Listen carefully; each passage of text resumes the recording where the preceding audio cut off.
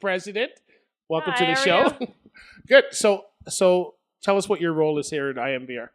With iMVR, I keep everybody in line, like making sure that we get to the tasks that we have in line and making sure that everyone understands. And So I should get that app with the whip because it Pretty- sounds like right pretty now much is it, when yeah. that should come in and just go. So okay, so you've done virtual reality before, right? yes, I have.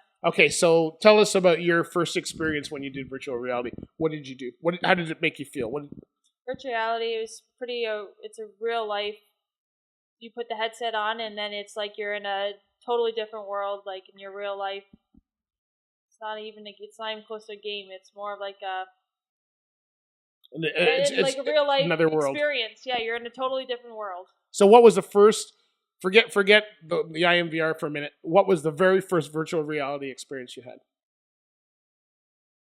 I don't even know. I've done it so many times. I don't even know. Just give us a program. Like for me, the first one I ever did was underwater. It was a whale coming down. So what was your first one? I think the first one I did was like a racing one. You Okay. did across and you're like NASCAR driver or whatever. You put the headset on, cool. you're like driving around on a track. Yeah.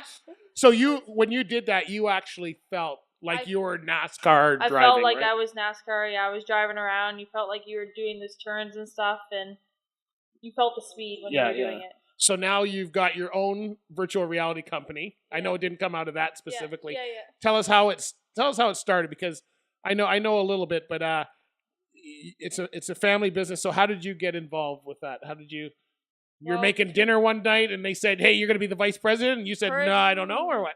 Pretty close to the same thing. Yeah. Mom came home and we were thinking about a new something different to do with safety training. We've always wanted to do something with training, and we weren't sure what to do. And she thought she did the virtual reality. She's done it. She did it herself, and she figured out maybe we can do something like that with training for truck drivers. Right. So we figured with the technology and how much technology has gone up in the world, we thought virtual reality, if we could do the virtual reality and with the trucking and the safety, then we'd try to create it. And we just came around the right people, and there we are. So now, do you think that truck drivers will feel as though they're driving a truck based on your experience? For sure.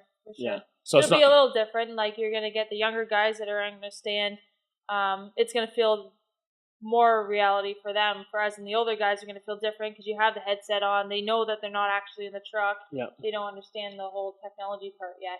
Yeah, but I know from my experience with virtual, after a while you forget about that headset. After a while, yeah. So you put the headset on for like you get by that minute part, and then you're actually understanding that you feel like you're in a different world. You don't really understand that you're sitting there in a seat. Yeah, once you get kind of used to the technology and you understand where you are, you get orientated. Yeah. That's when it really is. So okay, so now you guys are doing training and you're involved in. So what have you learned about virtual reality since you've been in charge of a team? Because you've got a little team underneath you that you're. Yeah, we have 11 employees. Okay. And it's really neat. It's pretty cool to do. Like it's a lot of work, but it's interesting. Yeah. And are you technology? You're much younger than me, so are you technology? Technology? No, I'm not technology friendly at all. But the couple little things I can do, but the computer end of it, I have no idea. So when I put the headset on now, it just feels real. So you're able to go through the program and do all the things you have to do, even though you're not a coder or programmer. The first time you're doing it, it's going to be a little like, what am I doing? Am I doing this right? But it touches a button. Yeah. Honestly, you just touch the button. It's kind of like going to your email every day. You just go and you hit it and put the headset on. You start driving. Do you feel that this is something that the younger generation? I know for the transportation industry, they're always looking for something that's really engaging, where the drivers are actually doing whatever the task is. But do you feel for the young people coming up that this is the new way of learning? I think so. I think it's really big for the learning because they're used to the technology in general and they're brought up that way in technology.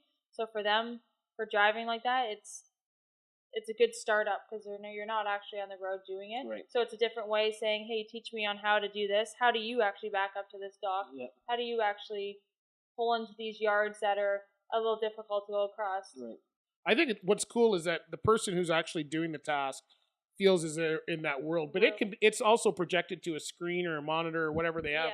So the rest of the class or the people are also learning, and a trainer could be there explaining to them. So being on both sides, being a trainer, a driver, I think it's fairly real world where people, I could see it being a super tool for training. Yeah.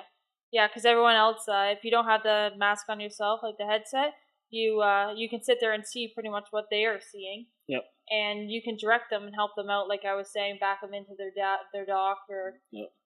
Did you feel any sickness? Because some people say especially with video and stuff, that if you move too fast, you can get motion sickness. Yeah, you do get motion sickness a little bit. Like the first couple times I did it, even with the experience with the VR, you do get a little bit of the motion sickness, but it's all between how many times you're moving your head around and moving stuff, right? But after a couple times of you doing it, you won't feel anything. It's just you got to get your mind over the matter of it. Well, I think it's a personal thing because I never got motion sickness when I did it. I'm very big with motion sickness. But if you're that kind of person, then that may be so. So I think that training companies will still be able to use this successfully, even for those that may, once you get oriented, like you like.